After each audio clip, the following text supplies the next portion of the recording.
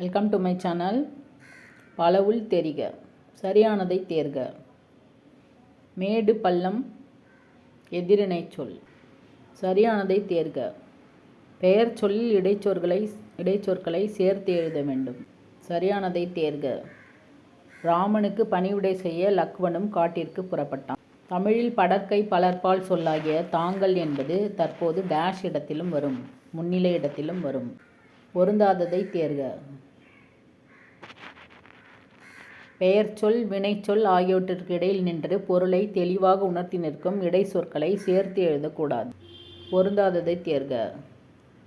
பறவைகள் நெல்மணிகளை வேகமாக கொத்தி தின்றது. பொருத்துக. அவன் அல்லன், அவர் அல்லர், நாய் அன்று, குதிரைகள் அல்ல. பொருத்துக.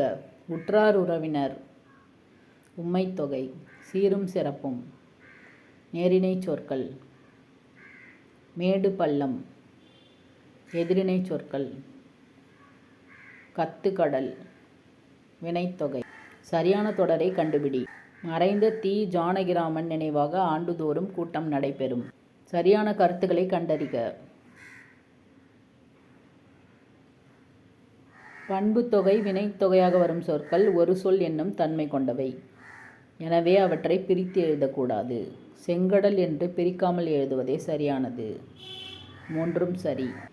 பெயர் சொல் வினைச்சொல் ஆகியவற்றிற்கு இடையில் நின்று பொருளை தெளிவாக உணர்த்தி நிற்கும் இடைச்சொற்களை டேஷ் எழுத வேண்டும், சேர்த்து எழுத வேண்டும். சரியான கூற்றுகளை கண்டறிக.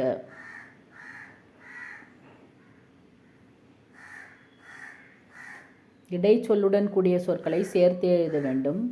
உடம்படுமைகள் அமைந்த சொற்களில் உடம்படுமைகளை சேர்த்துத்தான் எழுதல் வேண்டும்.